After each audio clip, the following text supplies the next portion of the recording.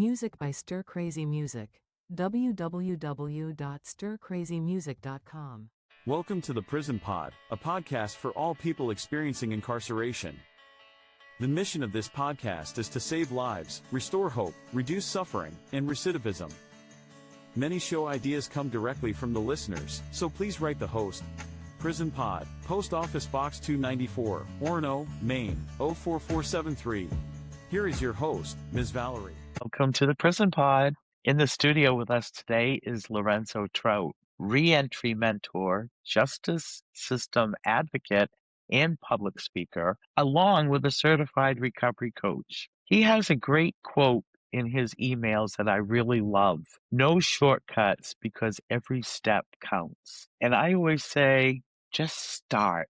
We don't have to have a goal or anything. Just start and do something. So that really inspired me when I read that. So I would like to welcome Lorenzo to the studio. Thank you. Thank you for having me, Miss Valerie. I appreciate the opportunity. Thank you so much. I know it's fairly early in the day. Before we get into the work that you do currently, I would like to know what your life looked like before you were system impacted. So I grew up, I was adopted in 1989 from Lima, Peru. My mom was a single mother, from Pennsylvania, and she went all the way down to South America to get me. And I wasn't a planned baby. She actually was dealing with another situation where that birth mother ended up coming back, and she was kind of going through heartbreak. There was a family supposed to adopt me from the United Kingdom first, but the finalization never came through. So me and my mom were both kind of left needing each other at that time. I'm so thankful that the agency recognized that at the time to bring us together. And then we ended up going back to the States, I think in 90. So that was really... So you were adopted as a baby? Yes, yep, from South America, Peru. That's beautiful. What a beautiful story. Yeah, I love thank that. you. So and you were an infant? Were you newborn? I or was a 2 couple? months. I was 2 months old. Wow. And when growing up back in Pennsylvania, my mom gave me such a beautiful life. She spoiled me with gifts and love and, just abundance of that unconditional love, So it wasn't until I was 7 years old that eventually my life would change, and I had a traumatic incident. I was sexually assaulted by a close family friend, and it left me with a life of trauma. But I had stayed silent about it for 6 years, and that silence ended up developing into anger, and that kind of became my armor for the rest of my life. I believe that's kind of where my root of most of my decision making later in life came from that result of that one-time incident. Because it's not like I was ever a bad kid, you know what I mean? I had a great life. It was from that one moment completely shifted my trajectory of, the rest of my life. So when you decided to finally talk about that experience, were you in your early teens? Yeah, I was about 13 when I finally came out and told my mom. There's statute of limitations, unfortunately, so this person really only got a slap of the wrist, and it left me with hate. I mean, I remember my skin like boiling, and instead I just decided to act out. I figured that I go through life as this kind of bad boy persona. If nobody messed with me, I would be safe, so I'd always be kind of defiant. I'd always purposely do things that was asked the opposite of me, that was kind of my way of gaining that power back and letting no authority have any kind of power over me. So I assume at that point you were probably having some problems in school. Well, I was kicked out of schools. My schools didn't know what to do because, I was just an angry child. I was fighting teachers and principals. It didn't matter who you were, big or small. And they tried everything. I went into mental institutions and nothing was really ever working for me. I tried therapists, but at this point in my life, I was not ready to talk about, what was going on deeper. Sometimes trauma work, kind of goes with maturity. You have to be ready to be at that point. It's not like someone can just say, here, go help over here. So I had to be mature enough to understand that, which at that point I was not. It's really hard as a teenager because at that point going through puberty and trying to find out who we are and where are we going, and when you have trauma in your life like that that's unaddressed. And back then I don't think they understood as much about the They trauma didn't. that happens to children. I was diagnosed with ADD and ADHD, which I think kind of is actually a misdiagnosis, but they just couldn't really form everything around. And, you know, when I hear that I'm a troubled kid or a bad kid and nobody, can do nothing for me, I kind of identify as that, label. I just heard a wonderful thing this morning. A woman was talking about that our first instinct is to, tell a kid, stop doing that, or if they're having a meltdown, and they say the best thing to do is to go into the room with them, which a lot of times we send them to their rooms because you want them separated and to have that time out. But they say you should go with them Mm, and then say, I am not angry with you for your behavior. Your behavior is because there's something going on inside of you, and we need to find out what that is. yeah. And I thought, what a great way of looking at that. Rather than to say you're being bad or you're being naughty, I don't understand you. Can you help me understand you better? I think There's such a it's super important to ask the why. exactly. And nobody was really asking that of me. I think my mom, she grew up in a different time period. All this was new to her. She did not have the right tools. Her own friends didn't even have, at least what they knew about. This is back then. I think things are a little different now with mental health and stuff like that. A lot of people more self-aware. But I'm talking about 1990, 2 or 93 and things like that. It was a little different time. Can I ask how young you were when the topic that you were adopted came up? Oh, my mom's told me my whole life that I was adopted. I was Okay. a special I was baby. curious because there's other whole things that go with adoption, and your adoption sounds like it was a very positive thing, which is wonderful. But there's also what they call adoption trauma, that we don't really know who we are because we haven't seen where we come from. Yeah. I'm curious, have you ever gone back to Peru? No, I've never gone back. We had a closed adoption, which meant that I couldn't go back until I was 18. By the time I was 18, I was deep in the system. I'm already, in addiction. I'm going through homelessness. I'm going through, all the layers of the bad decisions. So at this point, I could care less about where my family ever even stemmed from. So Yeah. but my mom has never held, that part from me, but it's funny you say that because there is a time period in my life where I was all my cousins and all them have the same look and everybody looks alike, and here I'm the only one that's brown. My whole family's white. I'm the only one who, well, besides my other cousin who's of, like, some kind of other ethnicity, and I did have to kind of battle that in, like, elementary, going into middle school. Matter of fact, when Tarzan came out is what I kind of really connected with because, he was put into this family of apes and he was learning how to adapt with them, but also learning that he was human at the same time.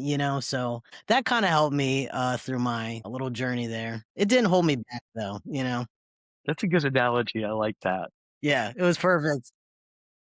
So now what age were you at when you became involved with the criminal justice system? 15. I stole my mom's car. I met a girl online. I took it all the way down from Pennsylvania to Florida. And this was before we had GPSs and cell phones. I actually printed out maps, like a map quest, followed that down there. And my mom figured, okay, maybe this will be different now. Let's let him have a little taste of, the juvenile system because I got caught. I got caught out there and she let me stay in a juvie in Gainesville, Florida. But again, I'm still not letting anyone have that kind of power. I'm kicking back. I'm looking at palm trees and geckos. I'm not taking it serious. This is a vacation for me. And the whole car ride back home from Florida to Pennsylvania, I kept thinking of this was going to be my moment of the rest of my life. I'm calling the shots and I'm doing what I want when I don't care about repercussions. I did time. So what? On to the next thing. And that mindset consistently stayed with me for the next 22 years. That was just how I was going to live. And do you think that all stemmed from anger? It all came from that traumatic incident. Because like we said, I was never born a bad kid. I was never a troubled child as a baby or gave my mom, whatever kind of hard time. I grew up with love and affection and a family who didn't even, knew that I wasn't their own, but accepted me as my own. And yet I still ended up choosing a life of just incarceration. And how long, was your first stint? Well, in juvie, I did like 2 weeks.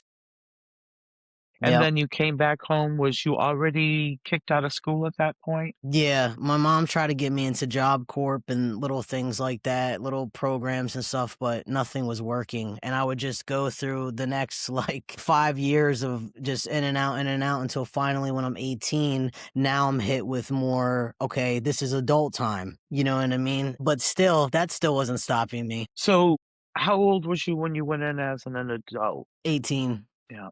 And was you already involved in the drugs at that point? Yeah, I'm still going through. Also, I forgot to mention in third grade, I was prescribed the Ritalin from being diagnosed with ADD and ADHD. So I was kind of already using the drugs in a way, abusing them while Mhm. selling them when I got older. But and I started experimenting them like later, and then my addiction got really bad. But it was mainly with cocaine and Xanax at this point, and Yeah. it led me to that life of homelessness and things like that. And eventually, in 2016, my back's against the wall because I have too many charges in too many counties and too many arrest warrants. Everything's just overloaded, and I have to turn myself in.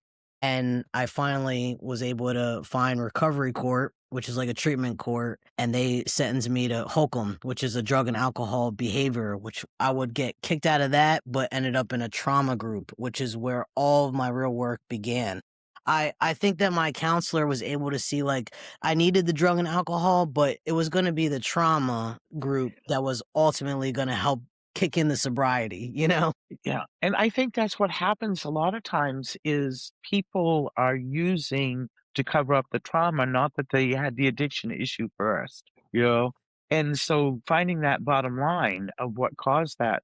Now, was that somebody that was at the drug and alcohol place that you was at, or was that a different facility? No, that was at, Holcomb Behavioral Health Center in Kennett, and my drug and alcohol counselor was named Carter at the time, and he's a great guy, and was able to kinda help me navigate because even when I went to treatment court, I knew I was gonna weasel my way around that too. I still had those roots of no one's telling me what to do. Well, I'm gonna finagle, cut corners, do what I have to just get in and out to get back to what I'm doing, and Carter's kinda able to, like, see the bullshit, so to speak and be like, call me out on it. And he was like, look, dude, like, you can try this for real or just don't, and try this trauma group. Oh, it might be something different. Well, that's where peer support comes in really important because when you've done it yourself, they can't pull that with you. You see it. You say, "Yeah, sorry, I see through that. You're not gonna pull that crap with me." Yep. So let's be honest with each other or get out. And Yeah. that's usually what they say. Yeah. And that was it. And I was like, all right, I'm gonna try it, and I'm so glad I did because I got so much out of that experience that I ended up going back again, volunteering for a second time because I just loved it the first time. And eventually think 3 or 4 years later down the line, I graduate recovery court, I get sober, I'm mending relationships, I'm actually enrolled in Delaware Community College. I'm doing all these great, wonderful things, except I didn't realize that the healing, it was just the beginning. I still had to learn how to live life making good decisions. So I ended up choosing to drive on my DUI suspended license, and I got caught and I had to go back to jail again in 2020. That must have been a kick in the butt. It was because I also kinda just like, at first, I remember being like, "It's not that deep." Like, I was driving to work. It's not like I'm out with buddies and I'm joyriding and all these things, but I think I was just trying to justify just the bad decision making. It's still the fact of, sure, I'm sober and I'm doing well for myself, but I'm still kinda had that, ODD root in me of still making that one, bad choice and decisions, and I think it's important for our listeners to know the difference between choices and decisions because I Yes. just had learned that a choice is something short and small where a decision affects you in such a long run. So it's important that we make, right choices with right decisions. It's funny that you brought up the whole thing about not really thinking it's that bad because I dealt with so many that come home on probation and they can't afford a decent car. So they're either driving without insurance, without a registration, without a sticker. And they say, well, it's just this. But the bottom line is you're still breaking the law and the law doesn't look nicely at that. They're gonna throw the book at you for a stinking inspection sticker, Yeah. and, that's a heck of a way to catch a new charge. It is. And I think that was part of my problem too. I mean, my whole life I was always kind of given chance after chance. There's plenty of times before I've gotten in jail that cops have already let me go. Like there would be like 8 times in between where they'd be like, all right, just don't let it happen again or whatever. But I would keep doing it. That's the insanity and that's the vicious cycle. Well, also, did you have any type of mental health diagnosis that may have added to that decision making? It wasn't until I went into the trauma group in 2016 that Carter eventually diagnosed me with that oppositional defiant disorder. So I was able to learn that that's where most of my defiance came from. You tell me that my license is suspended, I can still physically go get a car and I can still take the car off a lot with no license. Yeah. No, because I've done it. So it's like, it was still those ODD roots of you can't have it. And I hated that. I hated someone telling me that I couldn't do something or I couldn't have something. It always felt like that power that was somehow taken from me. Boy, you must have been just a joy in jail. Actually, in 2020, now I'm in there, I'm sober, and this is actually the point in my life that I decide to kind of look at things at different angles. I would read more, I'd write more. When people were going out in the day room to play cards, I was studying on ways of how I became me. I'm doing self-reflecting work, things that I would do the opposite of any other time. Because in jail, I was a bit of a hard head, knucklehead. I was the life of the party. But I knew this time had to be different. I had to be serious about it because when I got home, my mom was diagnosed with cancer. I was done messing around. Like it was time that, I just manned up and just kind of lived a different life. And that's exactly what I did. After 2021, when I came home, I hit the ground running, but I was still hit with certain barriers that could potentially set me back. And I had to keep choosing good the time after time again. And I think that's the importance because even when we're at the finish line of whether we're getting out or we've graduated our treatment course or we're sober or whatever, there's still work on the other side. And it's still always choosing, those good things. Also, what helped me was in 2020 was during COVID and there was no motion. Nothing was going on. We didn't have yard. We didn't have church. We didn't have any classes. We were 23-1, and because we were short staffed, people were getting sick. People were scared. Nobody knew what was going on. So they really just had no choice but to lock us in. And in my 6 months in my incarceration, I ended up having the option to go to the work release building, but work release wasn't going on, but they were letting one program run in the entire prison, which was called Gateway Horseworks. And they're a nonprofit from Melbourne. And I believe the correct term is equine assisted psychotherapy. I had to try to learn that this week, but it's having horses, along with therapists and using them for trauma and mental health, healing work. And it's a beautiful program that they had out there and brought 2 horses out to the prison. It was incredible. I want to ask you more about that in just a moment. We're going to take a quick break to get a message in from our sponsors, and we'll be right back. Yes, thank you.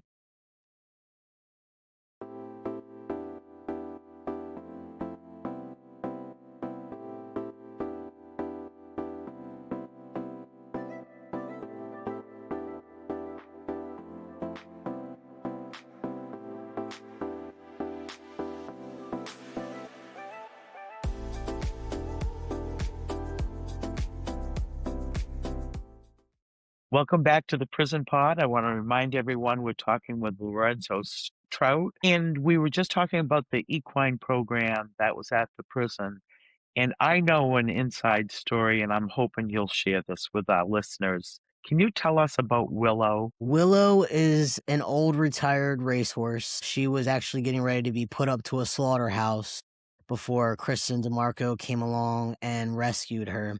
And at the same time, I think that Willow also rescued Kristen at the right time because she was going through her own personal journey, which actually ends up being on a documentary anybody can see on YouTube. It's called Healing in the Open, and that's really powerful. I'm also in that as well for a little bit, and it's great because it shows her story and what she does with the program and how it's inspired other people and me. Do you have any social media handles or any place people can find you? I have LinkedIn, and Okay. I like to communicate a lot on with email, so I'm constantly emailing. And I don't quite have like Facebook or anything like that. I'm really into just like this, connecting, one on one. Not really big on social medias. You do have a GoFundMe page, though, to help support the work you're doing. So can you tell people how to find that? Yeah, there's a GoFundMe. I believe it's Lorenzo dash Trout, and I think it's just my name. But it's basically helping me. I'm about to become a certified recovery specialist in 10 days. And while I'm in class, I know, thank you. But while I'm in class, it holds me back a lot from work, like my full time job. So I'll be out of work. So it's just mainly to help cover expenses with, rent and food costs and stuff like that, and transportation, because I am still, my license is still suspended. So Ubers do get pricey. Oh, yes. Okay. So let's jump back a little bit again. Challenges. Can you talk about some of the challenges that you had going through all of this whole process when you were dealing with your emotions and everything that was going on? Were there other challenges that were going on in your life? At the time period, besides addiction, I also was going through my transition, and that was definitely a difficult time period. Just trying to figure out on who I was and learning that I also was battling not being happy with myself. When I finally was able to transition, change my name legally, that was the starting point of my happiness. I could become me. And I've also learned that in my life has been nothing but layers of different people at different times. But all these bad, experiences though make us into good people later in life. We can use them, those mistakes into now helping other people. So had you transitioned before you were involved with the criminal justice system, or was that later on? No, it was during like my whole time. Like by the time I would say probably around my late 20s is when I started. I'm 36 now, but my late 20s is when I started transitioning. I was late into the game. Did you have a support system while you was going through that? People that you had in your corner? Yeah, my mom has been one of the most biggest Mhm. influencers in my life. She has stayed with me through the incarceration. She would visit me every weekend that she could. She's loved me with me being trans, and even before identifying as lesbian or a different way, she has always just accepted me no matter what. And I think that's super important. I volunteer down at the juvenile detention center, and some of the, youth tell me that their parents don't come see them because they don't want to come see them in jail because they, want to learn. It's important that, we're with them even with the mistakes, because that support is everything. Also, me seeing that, now I know what kind of parent that I want to become one day, and I'm going to love my kid just as hard no matter what. That's beautiful, and what a wonderful tribute to your mother. Oh, she's incredible. Yeah. She's incredible. You know, and that's another point important point is we can love any child. You know, there's a lot of people out there that say, "Oh, well, I would never adopt." But there are so many children in the world in foster care right now and that are up for adoption. They're gonna spend the rest of their lives bouncing from home to home or in group homes. You know, if people would just really look at the fact that you can fall in love with any child, all you gotta do is look at those little faces and grab those cheeks and, your heart goes with it, and so, I really, am an advocate for people to look at other options because it doesn't make a birth mother or father to be a mommy or a daddy. Exactly, exactly. Have you thought about adoption someday? Oh yeah, I'm engaged, and me and my fiance always talk about like fostering, and it's funny because people be like, foster a baby, but we don't mind grabbing you right where you're at. If you're 17, about to be 18, if you're 12, and like, sure, people come with problems. I mean, who doesn't? Who doesn't Yeah, have issues? It's important to show these people that there are people who care and love, and that connection and that care and love is everything. That's what shaped me. I mean, with my mom,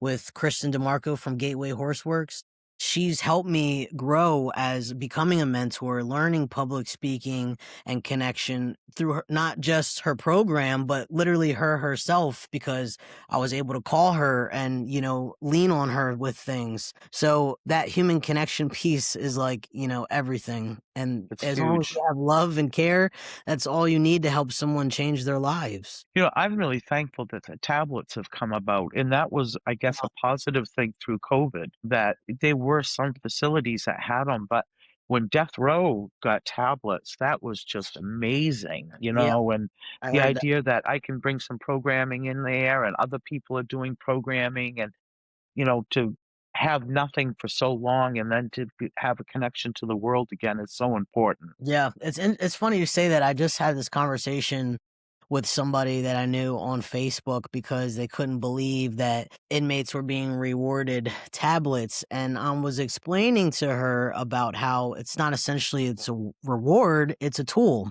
That is like a connection piece that brings families together. People are able to see their kids. People can read. People can listen to music. Listening to music, you're blocking out all of the noise that's going around in prison. I keep telling people that there is no rehabilitation in prison. Sure, they put programs and things like that in there to help, but ultimately, prison is nothing but a physical box that just houses the bodies together. Your rehabilitation comes from your own mind. It comes from your decision making and learning the patterns of the choices that you've created and learning how to find purpose in life. It's got nothing to do with, you in this physical place. So it's funny that a lot of people think that, prison should just be just punishment and then people will learn. The whole thing, if people will look into why prisons supposedly were brought about, the punishment was the incarceration, being taken away from society, being taken away from your family, your loved ones. That was the punishment. And they used to call them penitentiaries. People had to go do their penance.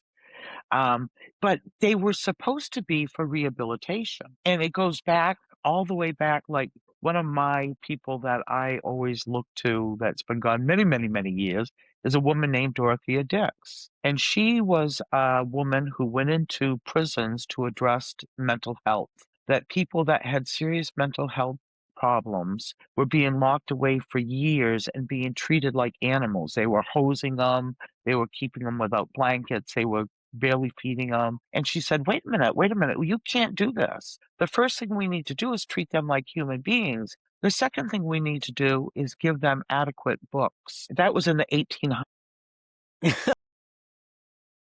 So when you think about how long ago that was, and if people look at education, education is the biggest reduction for recidivism. Wow. If you get an education in prison, it lowers your risk of going back to prison. Yep. If you get a degree, my word, that almost makes it like you're not going to go back. Right. Yep. If you get a master's degree, you're pretty much not going to go back to prison. I would say it's like finding the light in the darkest possible place that you can, and then using that when, you get out.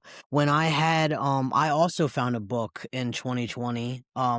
It's called, I think, 100 Days of Right Believing. And it's a super old book. It was falling apart. It was dingy. The pages were like brown, but I actually waited till my last 100 days of my incarceration and started reading a chapter a day until I got down to my last. And I would do personal work on myself each day from one of these chapters. Like I said, I was doing things I normally wouldn't do.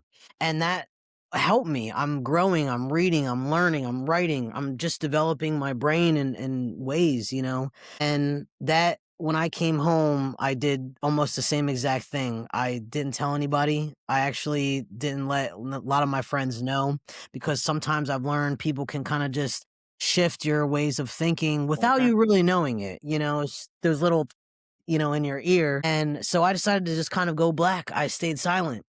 And my first year out, nobody even knew I was home except for like my mom and like my one cousin, and that was it. And I liked it that way. It helped me. I reached out to Kristen DeMarco and I was like, "Hey, how can I help?" Because I knew I got so much from her program. I just wanted to give back to her and figured, let me clean out some horse stables and, clean the horses or something. But she wanted me to be on the panels and wanted me to be in discussions and share my story into different places. And that ultimately helped find my purpose of being justice involved. So where are you going now? Right now, hopefully, all right. So when I become a certified recovery specialist, I'm hoping that that will open the door to being able to get back into treatment court and working as a career with either people on probation or parole, or being in the prison, being ready to get onto probation or parole. Somewhere in there is where I really feel like I will be great at as like a mentor of or peer support in some kind of form. That's great. I'm really excited for you. Like I said, I'm a sociologist, so when I start looking into people, I like do a deep dive. That's why Oh, it's nice to have like 6 weeks before someone's going to be a guest because it gives me time to read up about them. And I yes. watch YouTube videos and everything. So Nice. it's really exciting to see you going into peer support because I think you're going to do a wonderful job at it. Thank you. Thank you. You work with youth now, is that correct? Yeah, I volunteer every month down at the juvenile detention center out here in Chester. How do you get them to trust you when they really don't like people that work for the man or are in the system? That's the thing is I don't like I always tell them that even if I would work, for the man, it's that I've already been on the other side. Most of the people who already are probation officers have actually not been to jail because they go to school and for criminology or have had a parent who was a lawyer or whatever, and that's how they saw their life as a young age to go into that field. I had to learn how to grow into this field, and they connect with me because I show up every month and I share my story. There's no personal agenda that I have. They know that I'm not there on some kind of, okay, guys, here's what we're going to be breaking down for this month. We just like this, we just sit, talk, and that's engagement. It's enough that there will be things that will go on in their minds when they go back to their residence and they have to lay down at night. We'll be able to reflect on, some of these conversations. Well, it's so good because you can recognize, when we have had experiences ourselves, we recognize others that have been through that. Whether it's even sometimes it's just body language, the way they carry themselves, you know that somebody has invaded their space. You may not know how to bring up that conversation, but then that's where telling our own stories opens up that conversation for the opportunity for somebody to talk themselves. Exactly. I think also they know that I meet them where they're at. And what that means is no matter which one is at any point in their lives and their journeys, I'll be right there and I don't try to fix them. All I do is just share what I have been through, and they turn that into their own, interpretations in their own lives. And I think that's what real change is. I talked to a couple guys on the GTL app, which is getting out. I Mhm. don't even know them. I've never even met them. I just heard that they were reaching out for a mentor to talk to somebody. This guy I've already been talking to for like 3 months is already starting to change. I can hear it in him, and I don't even know him. He doesn't even know me, but it's the fact of us sharing, these beautiful conversations that we're having and helping him, learn and see the thinking pattern, it's amazing. Yeah, that's another thing about the tablets. For us that are doing the work out here, I have 43 people on the app, so I'm very busy on the tablets. Yeah, yeah, it's Yeah. super those conversations are so meaningful, especially in there. And, for anyone listening who is in the prison system right now, I would just encourage them, like what I did, to have to block out the noise, all of the nonsense and drama that's going around you and focus in on only what you have to do, and you'll bring peace to your life. And when you get home, things will be so much easier. I'm learning the importance of programming and human connection go hand in hand. Because at first I thought that there was a lot of programs and maybe it was too much, but programs bring structure and stability where that connection piece will sustain, the change and things like that. So it's like we need both. We need good programs and then we need good people in those programs. Exactly. Do you have any thoughts or things that you'd like to say maybe to staff that are working with young people? I mean, I always encourage people to quick pivot their mind thinking. And anytime that somebody comes to you with a problem, sometimes youth can be defiant, and it's important not to feed into the same emotion. You can't give out the same energy. They're going through their own crap right now. So it's not like, I'm not going to say they don't know any better. A lot of the youth are smart. They're smarter than me than I was at that age, but I would just say that sometimes you just don't know what people are going through, So it's important to have that kind of care and empathy in these fields. And guess what? If you don't like that, then get out because you're in the wrong field. There's not a single thing I hate more in this world than people who work in places that like they're miserable at. It's like, why are you working there? They don't belong there. You don't belong there. Get out. We Yeah. got change to make. Yeah. Boy, we've covered some great topics. Is there anything that we haven't covered that you would like to talk about before we wrap things up today? I would say that when I got home in 2021, when I was still focusing on myself and changing, I was hit with barriers. And some of those barriers still pertain to that license suspension. I got an e-bike, which I thought was street legal. Turns out that it wasn't. I got pulled over. Yep. And the cop actually hit me with a driving on suspended DUI license, which was my third strike from parole. Now, I had to go to traffic court, and I'm thanking God to this day that it stopped at traffic court, because hadn't my judge actually processed me along, with the ticket, I would have actually went to criminal court, and then my whole thing would have snowballed back down. It was a tough time for me, because like I said, at this point, I'm checking off my boxes. I'm doing exactly what I'm supposed to be doing. They told me don't drive, so I went out and got an e-bike. Now they're saying, well, you can't have this e-bike. And I'm just hit with all of these barriers and these hurdles. It's important that I wasn't trying to focus on the fact of the bike. What I was trying to focus on is how I can get around all of the mess, And I think in life, we have to learn how to pivot. If anytime we're hit with something, it's important to just keep shifting, but always choosing good. So I sold the bike. I was able to get out. Well, I had to pay a fine, but it didn't go to criminal court and it didn't mess with my probation. Well, I was on parole at the time, so it didn't mess with my parole.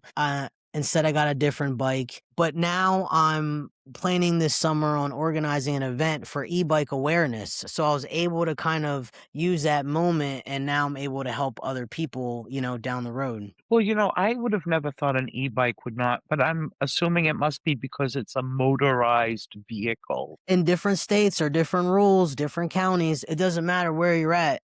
One place could say that you're good, you're legal, and then you cross a little line and the next you can't have it, and it's difficult and it's tough, especially for the people who I was just using for transportation to get from job to job. Well, I've thought about, different businesses that people can start and whatever. And so many people don't have a driver's license when they come out of prison. I thought an e-bike business would be an amazing business to be in. You start off with, get somebody to help you get a couple of bikes. You rent them out to start off with to get a couple more bikes. And then when people come home, they get an e-bike and they have a way to go to their appointments and to their jobs. And at the same time, you get somebody who knows how to fix them. And So then there's a job for that, so. But geez, now I'm going to have to revisit that of what the laws are from state to state. yeah, they're insane. And even the classification on the websites are very misleading. A lot of companies can say, oh, no, this is fine, da da da da, but it really not be. They're just, in it for the money. But like I said, this summer, I'm actually trying to do a whole campaign on e-bike awareness. And I'm bringing people in the community all together to ride around town and promote safe riding and to show parents on how I had to learn because I don't want other people to learn. I actually Right. live out here in Westchester. It's a small little town, and I've seen kids on the same exact bike that I used to have. And I remember this one guy stopped and was like, "Hey, are you sure? You didn't get stopped with that yet?" And he was like, "Nah, man, I'm good." And I got his Instagram, but a few months later he did. And now we're able to kind of connect because I have to go to court with him. I help him out now, mentor him. And we connected through that, you know? So now I feel like it's my duty to now help the other people that are going through the similar things. So in that state, do you actually have to have a driver's license to have an e-bike? Yeah, it's has foot pegs on it. And they're looking for optimal pedals, the pedals that you can go like this. Oh, yeah. You know, you can still have an electric assist bike, but it has to exceed under a certain miles per hour and weight and even tire size. It's a lot to it. You know, you brought up something else that's important. We're gonna go on to another conversation, but the idea that I think it's really important when people come home to get back involved in their community. And as you know, a lot of times we ostracize those who are coming home. We don't want them in our neighborhoods. We don't want them living next door. We don't want to hire them. And that is wrong. That's what causes future problems. We need to accept people back home with open arms. We need to allow them to be in the community. And you doing a community service like educating people on e-bikes is such a wonderful way to do that. Yeah, I'm excited. I'm super focused on putting back in. I'm actually part of multiple coalitions out here, Westchester Community That Cares. They're a nonprofit which deal with the prevention of at-risk youth. And then I'm also part of the Chester County Reentry Coalition, which is with adult probation and parole. And I sit on these subcommittee meetings with my very first probation officer.